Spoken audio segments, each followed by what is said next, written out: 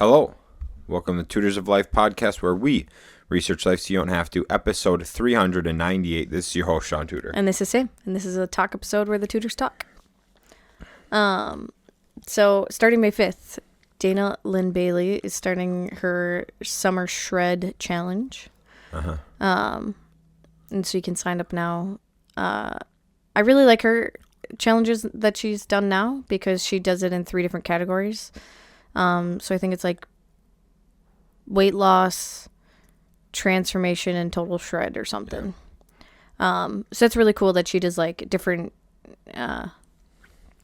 categories, because I mean there was like some people that, I mean, you can tell they didn't lose a whole lot of weight, but they definitely like toned up, and it was like impressive for 8 weeks. But what was I going to tell you about that? This challenge compared to last challenge or something. I don't know. She did another one on a previous platform. But these ones, I don't know. I just really like her stuff because she gives you all the workouts and nutrition. She's switching the workout plan for this, which is going to be really nice. I saw that. Because now she's going to do a push-pull on the legs. Yeah. 3 times or twice a week, which is push-pull legs. Mm-hmm. Yeah. So that'd be really cool in that one. The prizes change every time though. The prize money. I thought last time it was 30,000, so each winner won 5,000, but I could be wrong. They did win a whole bunch of other shit too, like, so that might be why it's less money, because I think they also won like $500 in trifecta, $500 in Redcon, Flagner Fail gear, stuff like that. That's pretty cool. Yeah. Pretty cool. So yeah, if you guys need a little motivator, she does an 8-week challenge that starts May 5th. You just have to sign up for her program. It's $7 a month, so it's really, really reasonable. It's also just nice to have because we've talked about it before, I know, on here, but it's nice to have because she does like at gym workouts, at the home workouts, body weight workouts. Like there's gotta be over, I don't know, like 100 different workout videos you can do. So Oh yeah, there's a ton. Yeah. So I highly recommend it. And if you are a subscriber of hers already, join this challenge with me, Shaun, and Brooke. Gang, dude. I'm That's what I was gonna say. The last one, there's only 4,000. It was just under 4,000 people that entered. Holy shit. So I mean, like, it's not a whole lot of people. I mean, like, it's a good chunk of people, but not a whole lot at the same time. 4,000 is a lot of people, bro. Yeah, but you gotta think, like, being, I mean, so technically top 3, because it's 3 men, 3 women. So being the top 3 out of that, I feel like is a lot. I don't know. Compared to most competitions, I feel like it's a smaller pool than other ones I've seen. Makes sense. What do you got? I'm just signing up for the Playbook app. Oh, okay. Yeah, her stuff is through the Playbook app. You have to make sure you specifically do Dana's, because then it's $7. Otherwise, you can get everyone on Playbook for $14, I believe it is. What do you mean, everyone? So the Playbook app is not just Dana. It's like a whole bunch of different trainers on there.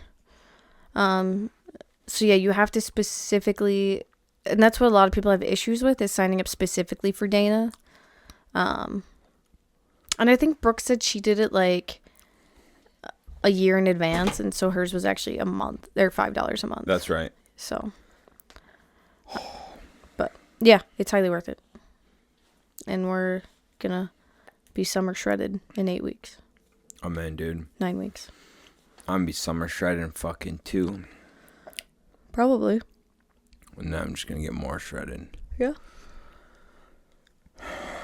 I know what I need to do. I just gotta do it. Mm-hmm. This is like a good little motivator to do it. Plus, me, you, and Brooke are doing it together, so that's also a good motivator. Yeah. It's just nice because then I quit eating shit. This last week I ate like shit because I knew I was doing this challenge. So I was like, I'll go ham and look like a pile of fucking mashed potatoes. And I also fucked up my shoulder.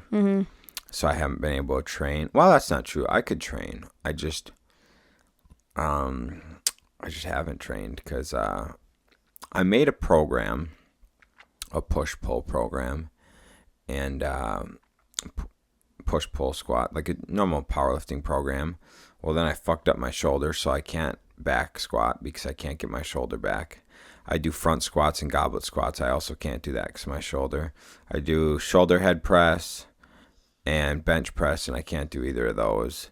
The only thing I can do is deadlift. That, like, of my whole program I made, the only thing I can still do out of the whole program is deadlifting. You don't have RDLs in there? Nope. Wow. Yep. You fucked up? Yeah, for sure.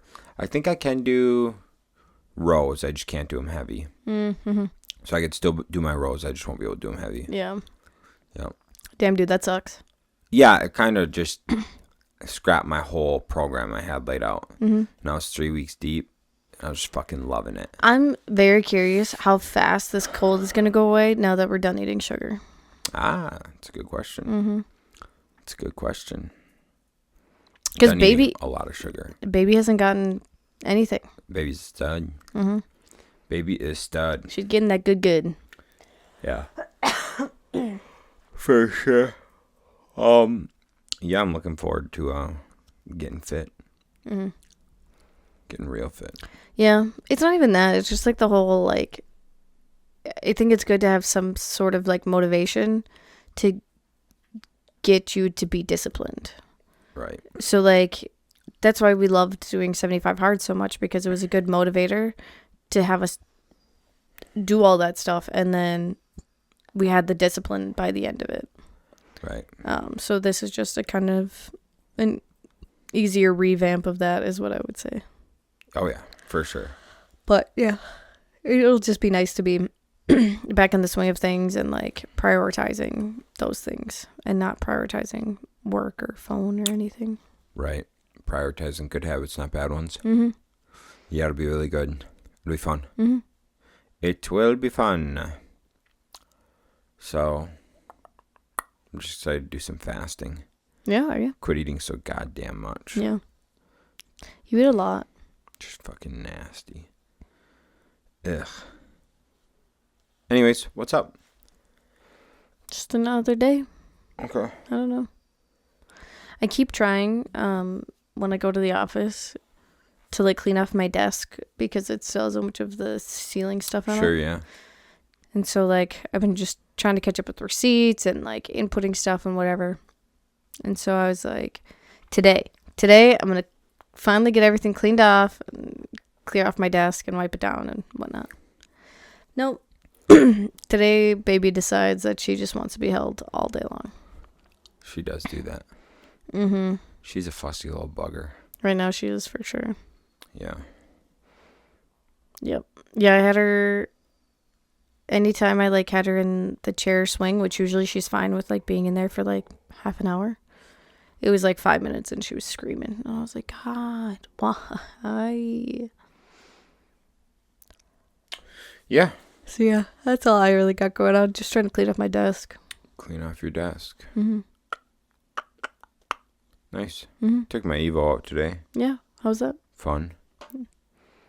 It's always fun. I thought about it on my way home. I was like, man, I haven't gotten to ride in it since you bought it. Makes me sad. What you doing, dude?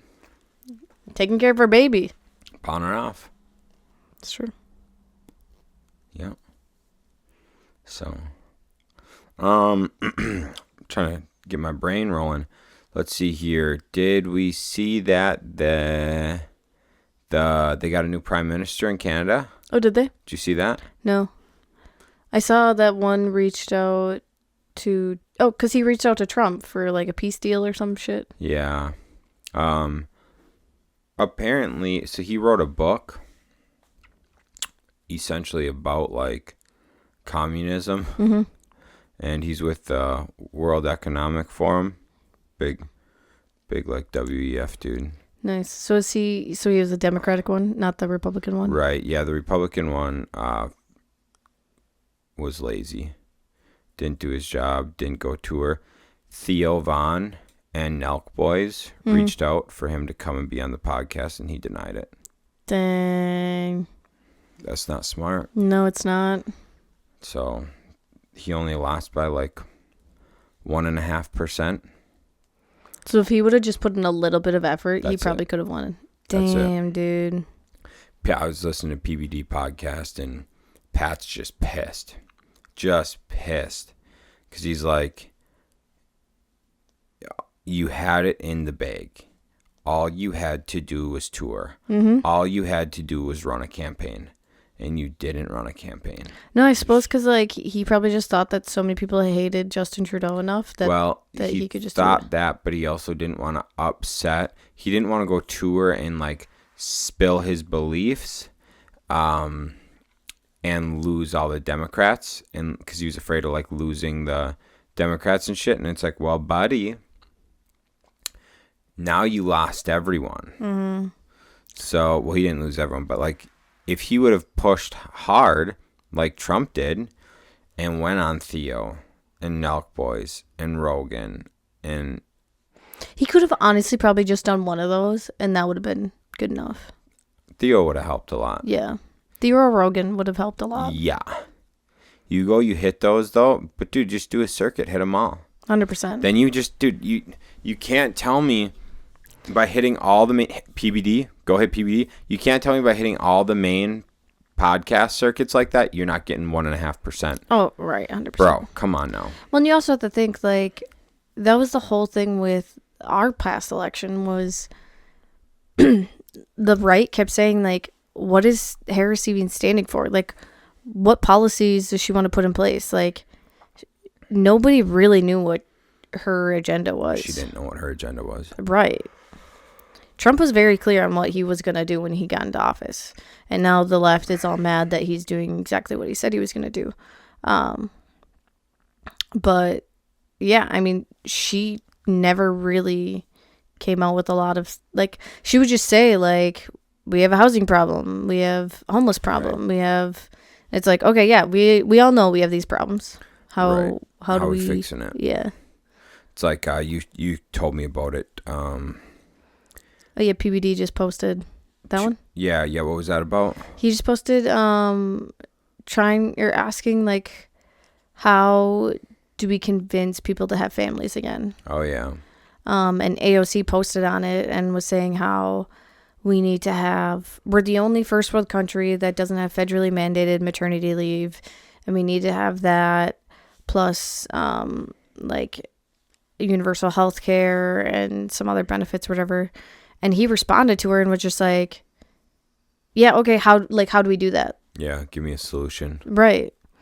And it's just like, yeah, you know what the problem is, and you're stating these things that could fix it. How are you going to implement those, though? Right. They never give us the how. No. You know what I love about Andy Frisella?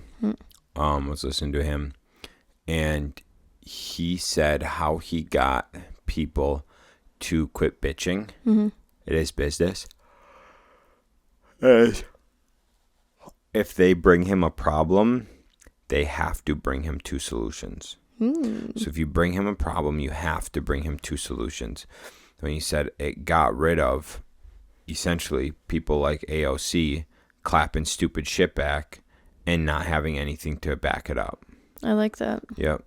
So it's like, if you're going to say some shit, back it up. Because then you have to think too, like, if you're not just thinking of the negative, that's the problem. Right. You're thinking of the positive, which is the solution. Right.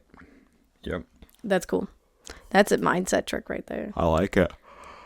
I think it's really smart. Because I always feel that way. I'm like, dude, when people would bring me problems and not like solutions, I would get so pissed off. Anytime someone's like, Shaun, we got this going on, I go, okay, what do you think? What do you think we should do? What do you think we should do? Right. Do I know the answer? A lot of the times. Am I going to tell you the answer? Not until you tell me what you think we should do. And if it's dumb, I might go, try again. If it's pretty close, then I'll help you get the rest of the way. Yeah. So I just think people need to think on their own. And that was something else Andy was talking about. I was talking to Brooke about it today. About like we're losing our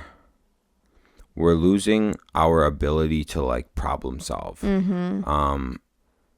Andy didn't say it necessarily that way. He was talking like the older generation can fix anything, right? So like our grandparents just kind of know how to fix shit and just work on shit. Yeah. And then my dad and my uncles, they all can just like fix anything. They just know how to work on everything. Yeah. And Kyle's great at that. I am passable at best. You know, like maintenance wise, you know how to fix that stuff.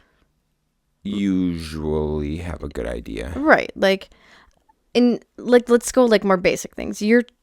Kyle's really good at complex things. But like, you can change a tire. Oh, come on. No. You can change oil. That's easy. You can fix a toilet. You can fix a leaking sink. That's all too easy. Right, exactly. Like all that stuff, like, because that's all the basic stuff that they knew. But like we discussed the other day, like Kyle and I both can take apart something, find what's wrong, and put it back together and fix it. Yeah, it's a little more difficult. Yeah. I do think quite a bit of the older generation was able to do that. Yeah. And we're losing that. And I think what a lot of that is your ability to problem solve. I'd like being creative. Because definitely, I think that's a creative thing, yeah. Being able to understand how something operates and something works allows you to like... I didn't understand framing when I first started working construction. I didn't fully understand framing until I like stopped and like looked at it and thought about it and like thought of how loads needed to be carried and things like that. Because I used to be nervous to do headers, okay, to take out walls and put up headers. But then like once you figure out the basic idea of what you're doing, you're holding up a fucking you're holding up a floor or a roof, you know, and it's like it just becomes a lot easier to like do when you understand what you're doing and why you're doing it. Yeah. You know what I'm saying? If you don't understand the like concept of what you're trying to do, it's difficult to do it. It's a lot more difficult to do it. Yeah. Does that make sense? Yeah. It's like when I worked at Automotive Machine Works, I didn't know how a diesel engine worked. I knew how a gas engine worked, but I didn't know how a diesel engine worked. And we had a lot of guys with tractor implements. Is it really that different? It's a little different, yeah. Okay, anyways, continue. We had a lot of guys with tractor implements coming in, and I was like, oh, they were asking me stuff, and I'm like, honestly, I don't know. So like, it was like my second week on the job. Maybe it was my first week on the job. I just sat down and watched a video that broke down how a diesel engine worked. And then I was like, this makes fucking sense. So then I knew all the components. I understood what they're talking about. I understood that, like, oh yeah, this was going on. So this is why we're here. And I'm like, oh, that makes sense. So you really start to understand once you know how it operates, like why. Yeah. You know what I'm saying? And I think by being able to be creative or like have that creative thought and like understanding how things operate, then it becomes easy to problem solve. You know what I'm saying? Yeah. That's in like jiu-jitsu a lot too. Like they say like once you become a purple belts like are the first stage of like understanding. Like your white belt, your blue belt, you're kind of just like learning techniques and movements and like shit like that. But then when you hit like purple belt, you understand jiu-jitsu. It's totally what Sean Strickland was saying in that video yesterday. Like,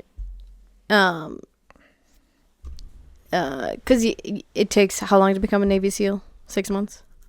That's like a year, Is it year a and a year? half, yeah, maybe like Oh, maybe it was 2 years. 2 Because years. he 2 said years 2 of years. training. So 2 years to become a Navy SEAL. And he's just like, you could train MMA for 2 years. You would still not be able to, like, fight. Step in a ring with a professional. Yeah. You would die. Mm-hmm. You would die. Like, they have just dedicated so much of their time. But even then, dude, a Navy SEAL that just made it through training, Mm-hmm. that's just the start. Right, yeah, that's... They're just, all they proved is that they're tough mentally and physically. Yeah. And then they obviously, like, there's things you have to prove, like, training-wise, for sure. But you don't, like, it's the same thing. You don't become awesome until you're 5, 10, 15 years deep. Right, yeah. What's that dude, McRaven? What's a bullfrog? Is that the Marine one? No, I thought he was a SEAL. Is he a Navy SEAL? Yeah. I don't know where it's at. But yeah, he was a SEAL. Okay. Yep. I think it's behind that stack of books. I think so too. Yeah. Yeah, because he always talks about being a bullfrog. Mm-hmm.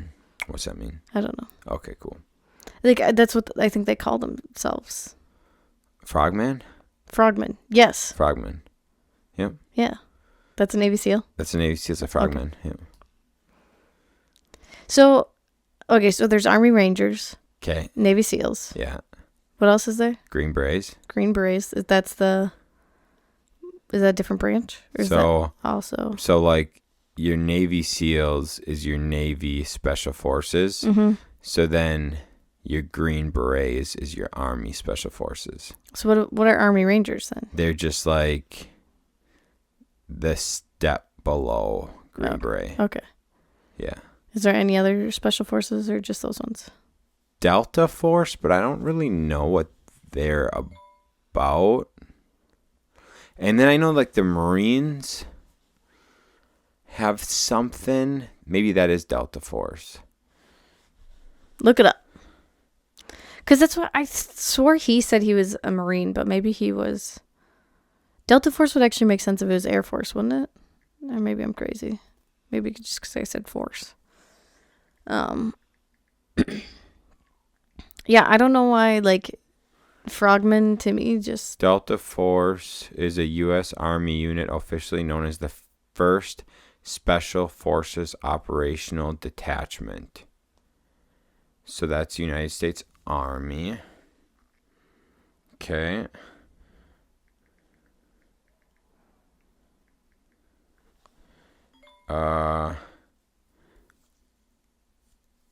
So then Army Rangers are elite U.S. Army personnel who have served in any unit which has held the official designation of Ranger.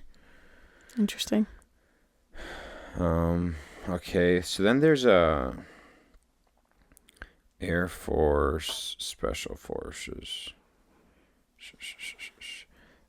Air Force Special Operations Command. Combat control teams. Interesting. Pararescue jumpers, special reconnaissance, special tactics. Okay. So nothing really? They do have one. It's just like they don't have, like, Air Force Special Operations Warfare. Okay. It's just not like It doesn't have a specific name like a Navy SEAL. Right, exactly. Okay, yeah. got it. What is the most elite unit in the Air Force? It's the 24th Special Tactics Squadron. Neat. Interesting. So not a cool name at all. Like, why? I don't know. I just think it's when you have, like, a special name for the other ones, why wouldn't you for that one? No, so something's going. What are Marine Special Forces called? The Marine Raiders and the Force Recon units. Okay. So Marine Raiders, that makes sense. It's kind of cool. Yeah. Is MARSOC like Navy SEALs? While both the Navy SEALs and MARSOC are elite special operations forces, they differ significantly in their focus and training. I mean, that makes sense. Yeah, it does. It's interesting. Mm. Are they called Navy SEAls because, like, SEAls are good in the water? Or is there like an actual like acronym to SEALs? I'm pretty sure there's an acronym for SEALs. Yeah. Was that a dumb question? That's funny, dude. Oh my god. Sea, air, and land. You fucking crack me up. Sea, air, and land is what a Navy SEALs stands for. The acronym SEAL stands for sea, air, and land. So what? It's SAL? SEAL. SEAL. I don't know. Dumb. Reflecting their training and ability to operate in diverse environments. They are known for their exceptional skill, versatility, and tenacity, and are involved in various special forces missions. Well, they apparently don't know how acronyms work. That's funny. That's cool. Anyways, okay. Enough about that. Now you know, dude.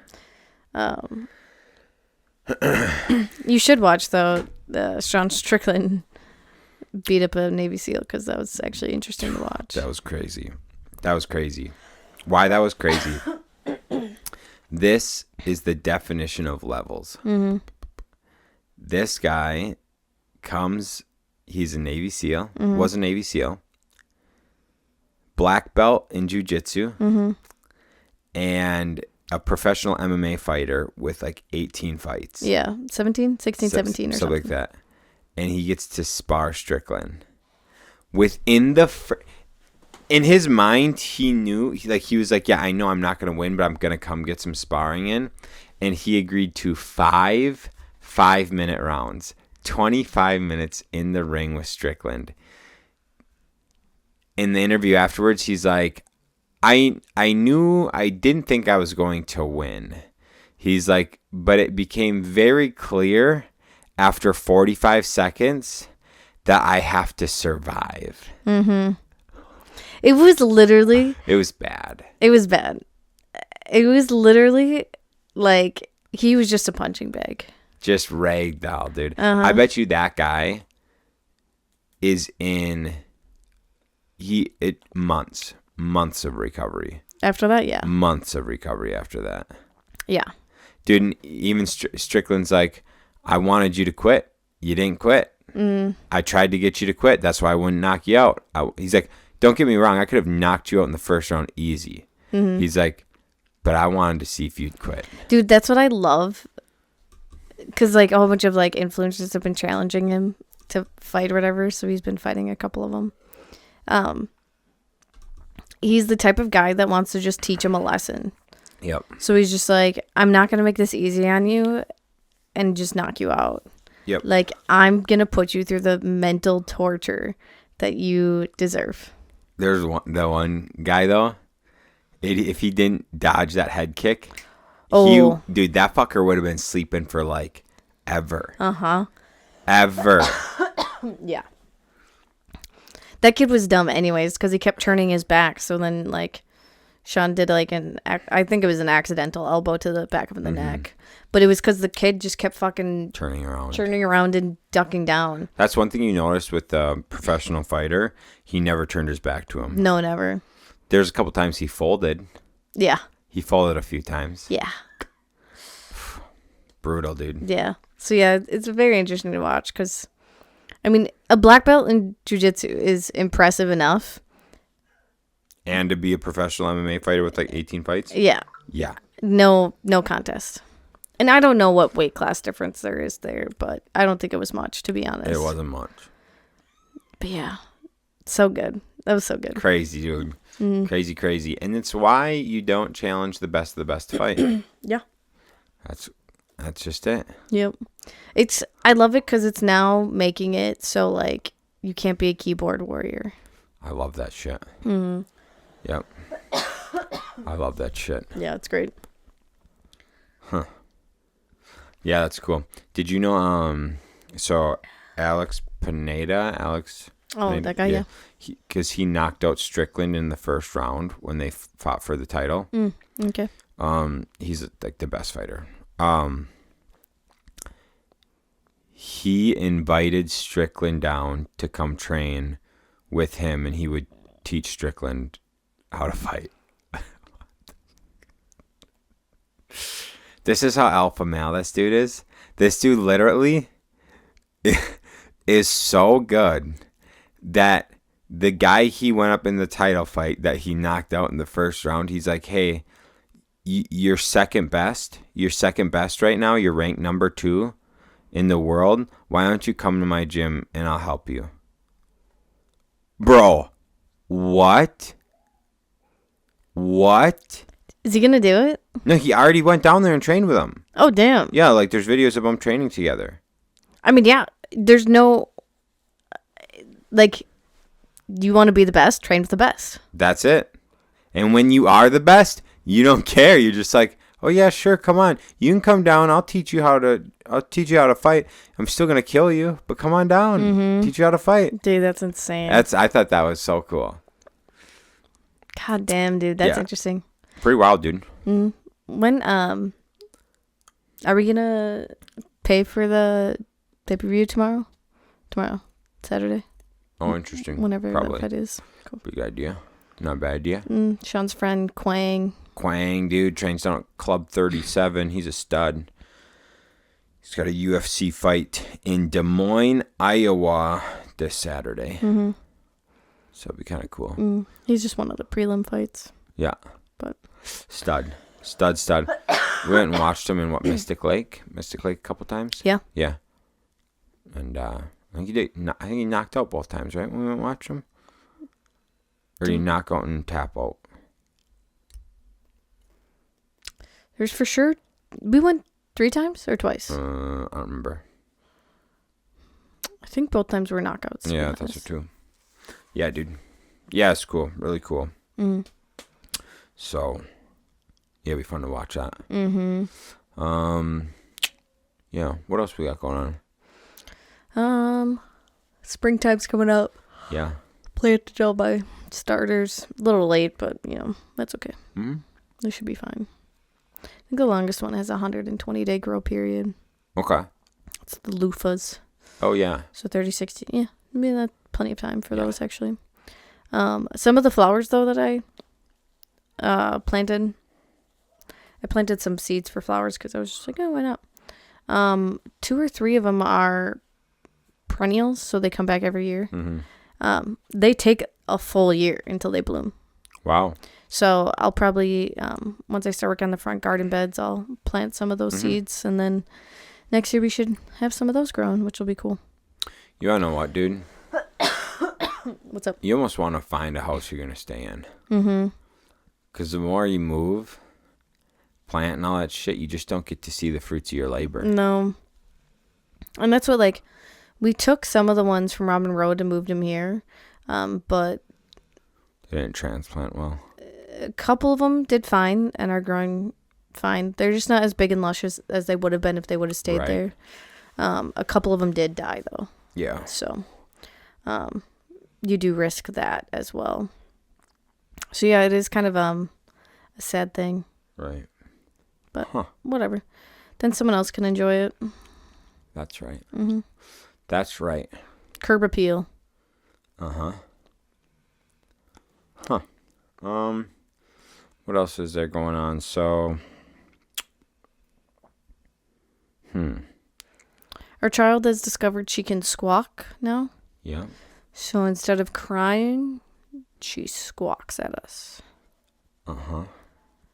Don't know if I like it or if I prefer it over the crying yet. I prefer a squawk over a cry. Just because it's not as consistent. Yep. Yeah. Yeah, I think so. She was real mad about getting in the car seat. And then I think we pulled out of the driveway of the office and she was passed out. Yep. And it's like, oh yeah, we're also in the I'm going to cry because I'm tired and then just pass out Yeah. phase. Yeah. She's been fun. It's been good. Yeah, it's been pretty good. So, just been working. Yeah. Ooh, what did we learn today, babe? Sorry I'm coughing so much, guys. I don't have a cough drop up here. I don't know if I love customer work. We learned that, but we know that. That's not what I was talking about. With what? Countertops. Yeah. Yeah. Yeah. We had some lessons learned today. We did. Yeah, we usually just get for our unit turns and stuff, and for unit turns for customers, we do get Menards countertops, but they showed up a little beat up where the miter joints need to be, and we get it installed, and the customer said no bueno. So had to go and reorder and get to try again in 2 weeks. Yeah. It sucks because, like, who's to say that that one's going to be better or worse? There's no one to say that. Right. That's what sucks. The problem is, I mean, the thing is like, we order from Menards for unit turns and stuff because it's cheaper. Mm-hmm. It's cheaper, and it's unit turnovers, so as long as it's not fucked, throw a little color match cock in the miter joint and call her a day. It's a unit turnover, you know? Right. You can redo the cock every single year. It's fine. And they don't even got to, dude. Yeah, every 5 years you can do it. You know, it's like such a minuscule thing. Right. But we do that to help customers. You know, when we're doing a normal customer job, we go with the higher end countertops. For that reason, because nobody wants that in a house that they're going to live in forever. But it's double the price. More than double the price, actually. No, probably around double the price. Doesn't matter. It's double the fucking price. And so we like to help out customers, especially on rentals. But the customer said no. And now we will not do that anymore. Mm-hmm. If I cut, I'll still put them in our units. Yeah. I'm fine with it in my units, you know, and Well, stuff. and it would have been fine too if it wasn't one that had a corner. Or no? Mm-mm. Really? It's just the miter joints wasn't. Oh, you're saying if there's not miter joints, not. Yeah, if there wasn't the corners. Yeah. Yeah. If it's just a straight shot, sure. Yeah, if it's just straight shot, but the miters. Yeah. Is where they said no bueno. Mm-hmm. Yeah. So I mean, it's just one of those things. Like I know, we're just gonna we'll still do it on our shit, and the thing is though, with customers, we won't even give it as an option anymore. Yeah. I'd be like, nope, it's just going to be double the cost, and we're going to go with this company. Mm-hmm. And if you want to save money, you want to go with your own option, awesome. If you don't like what it looks like after it's installed, tough shit. Like, you'll be paying us time and material to redo it. Because now, it's just plain and simple. This is what it is with some customers. Like, customers lie. Mm-hmm. Customers say, you know, that like, hey, we want to be conscious of our cost. So what's your number one pain point? Cost. Okay. And like number one pain point's cost. Seconds, do it right. Okay. Cost and do it right. Gotcha. I'm going to save you money. And we save you money. Then you go, well, this isn't right. And it's like, well. You wanted the cheap product. We're saving you money. Mm-hmm. That was your first pain point. Your first pain point's cost. Second pain point's doing it right. It's right. It's right. It's not right. It's not gonna leak. It's not gonna leak. It's fine. It's a rental. You know, whatever. But no,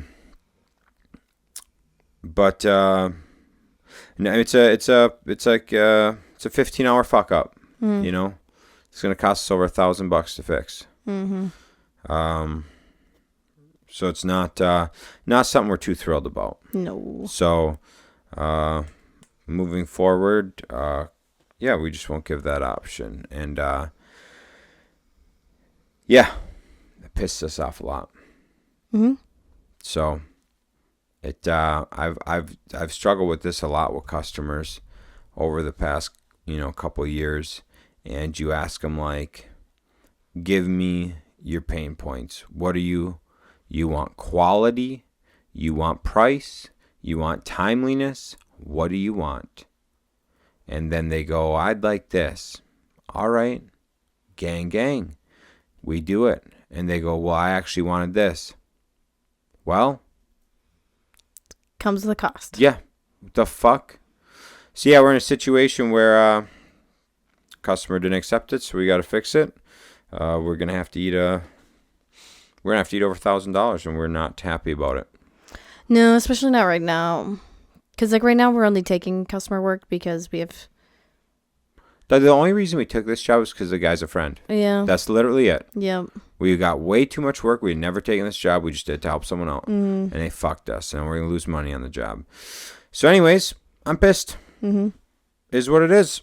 And it's tough, dude, because I turned down a job last night from a good friend of ours. Great customer. But it's just plain simple. I'm like, I don't have time. Like, we've got so much work. We just tried to help out a friend, got shafted in the ass with it. Like, we're just not right now. When we need the work, then we'll start taking it again. But, like, we're done putting our shit on the back burner just to scratch someone's back. Right. We have so many flips right now that we haven't been able to work on because we're doing all these customer jobs right now. Yep.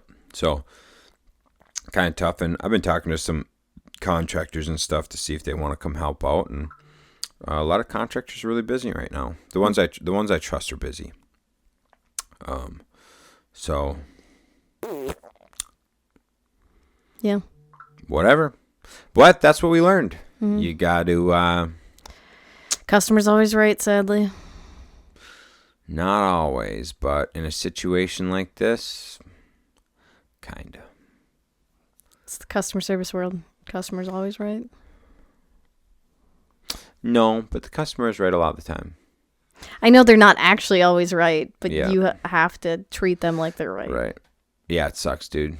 That's why I got out of the fucking mall jobs. Yeah, it's annoying. It's really annoying. I mean, even flipping, we deal with it. And flipping, right? You get a buyer, and the buyer's like, well, I want this and this and this cured. And you're like, what the fuck? Like, no, that was in the inspection report. Yeah, like, this is absurd. And they're like, well, then we're just not closing. And I'm like, fuck. That sucks. Yeah, but that's a lot less hassle than customer jobs. It is less hassle, but it still sucks, and it still happened multiple times. Yeah. Like, we've had it come back. There's nothing wrong with the operations of this thing, but it's flagged as a deficiency or whatever, and they're just like, we'd like it cured.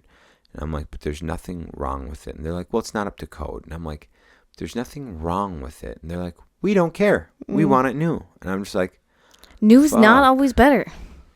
No, it's not. It's not always better. But anyways, that was fun. Yeah, Mr. Nancy Negative over there. Negative Nancy. You brought it up, dog. I just wanted to bring up the countertops. Then you brought in the whole thing. Yeah. Because we were talking about quality over quantity. It's just how it goes, dude. I don't know. But we still do it, and we still work with people, and we'll still continue to work with people. But it's getting less and less. It's less and less. Time goes on. Yeah. Yeah, I know a lot of guys that do like a lot of customer stuff. And almost, not all of them, a lot of them are like, man, we would love to not work with customers. And I was like, yeah, whatever. It'll be fine. And it is fine. It's not that big of a deal. It's just like when you break down and you look at your 80-20, your 20% of your fucking income comes from 80% of your headache in the customer world. At least for Customer flipping world. Yeah. Yeah. Customer work compared to flipping. Yeah, we're going to definitely try and make that transition full as soon as we can. Yeah. Yeah. They do, there are some customers, though, that are great. It is surprising, too, that we actually We're actually doing a lot better on the smaller jobs than the big jobs. Yep. So like the small jobs, it's annoying time-wise to like try and fit in like a day or two project, or like especially ones that include like drywalling, because then it's like, oh, I have to go in for 2 hours here, 2 hours there, blah blah blah. But when we look at profit and loss, like we profit so much more on those. Yeah, we do. Yep. It's like lipstick flips compared to overhaul flips. Yeah. You know, you make fucking way more. Yeah. You don't make way more like nest egg. You make way more profit based on hour. Yeah. Yeah. So, more flipping. Mm-hmm. Less customer. Mm-hmm. Which is so viable right now. Right now, it's very viable. Very much so. Mm-hmm. We have done a few jobs, though, lately for some really good customers. We've had some really good ones. Really, really great. So, thank you.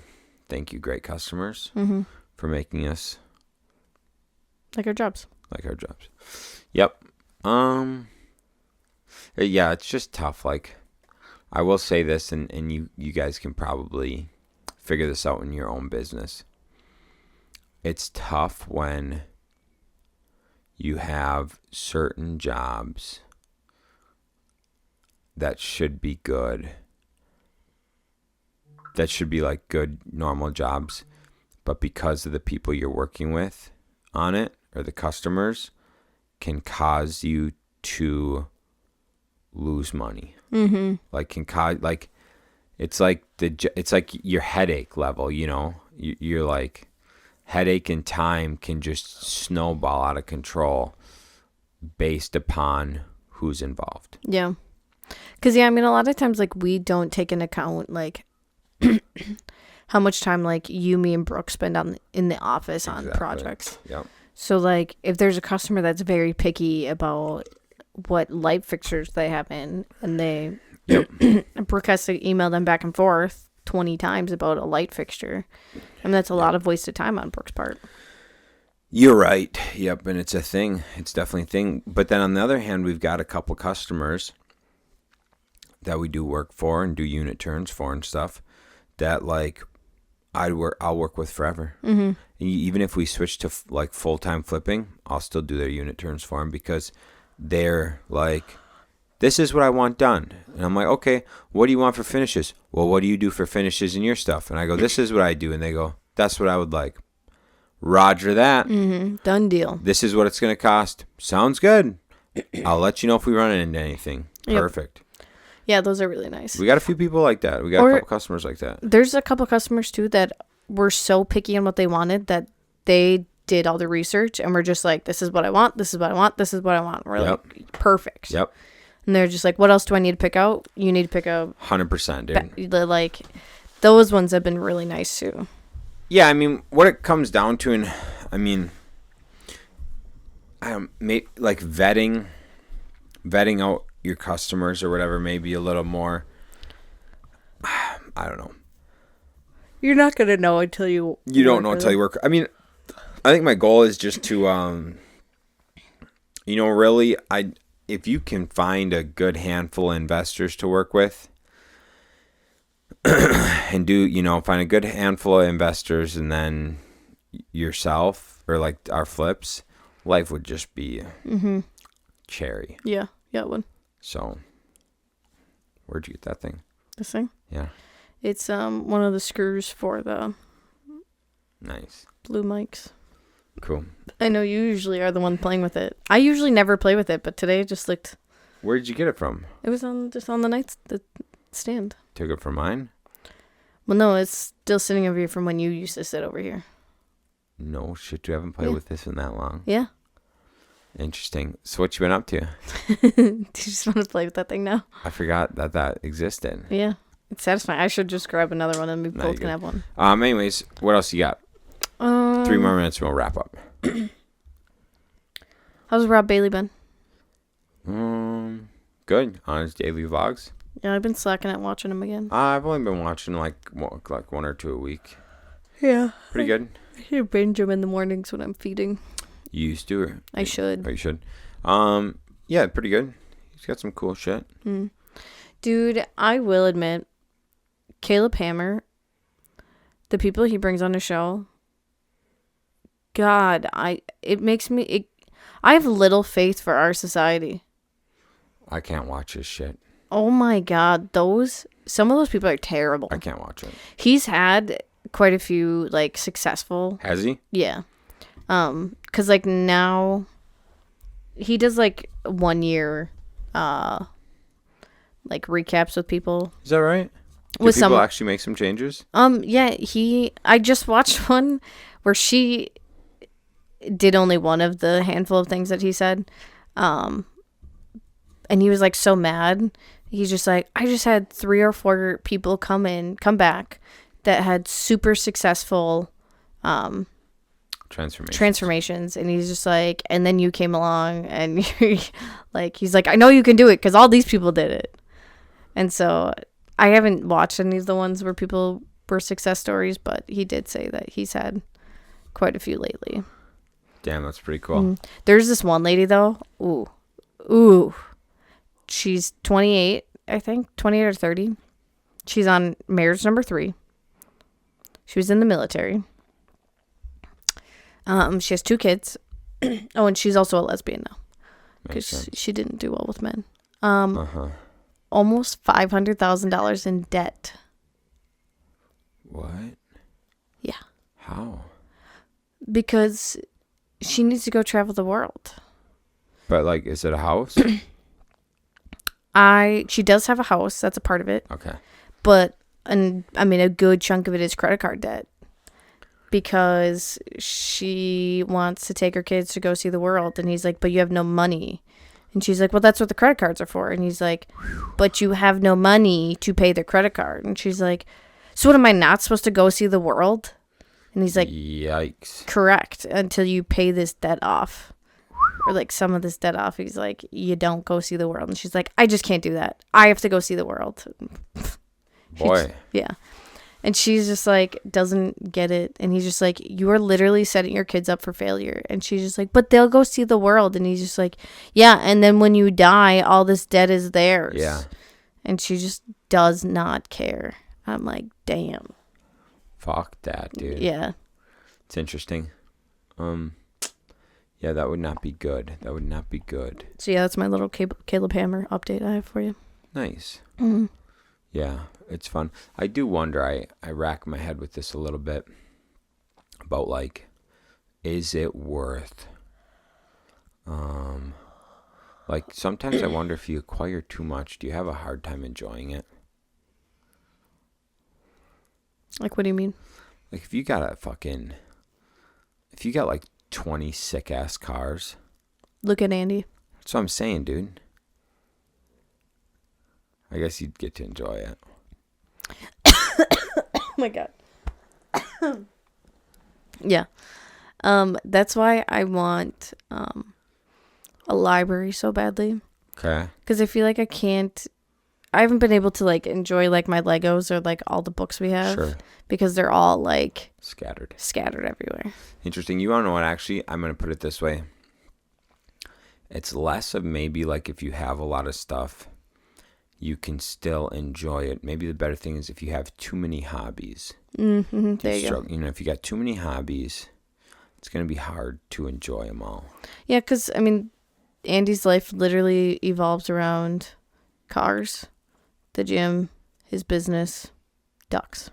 That's it. So, like, in that world...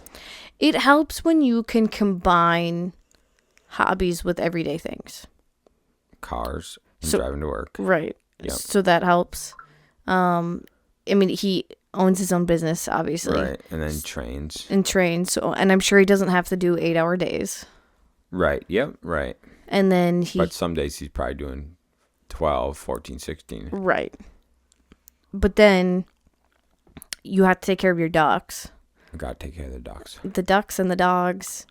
And then I'm sure he hangs out in his garage with the cigars with his wife. Sounds amazing. Yeah. That's true. I think it's just keeping things simple. Dude, did you send me that post? the girl, she said sometimes when she's in a funk, she likes to pretend that she's like in a time machine or something. Yeah. So she'll like envision of like where she is when she's 90 and then like pretends to step into a time machine and now she's back in today's world. Yep. And what would she do? Yeah, and she imagines like where she is at that age. And then she can think of like, okay, I know what I need to do to get there. Yeah. Genius. Smart dude. That's a Joe Graciani special. He sent that bad boy to me today. Did he? Yeah. That one was good. He's a stud. Chatted with him on the phone for a few minutes today. Did you? What a guy. Nice. So, all right. That's it. Thanks for tuning in. Sorry I got Negative Nancy for a couple minutes. It's my life. We brought it back. We brought it back. I hope you enjoyed it, and we'll catch you on the next one. See ya.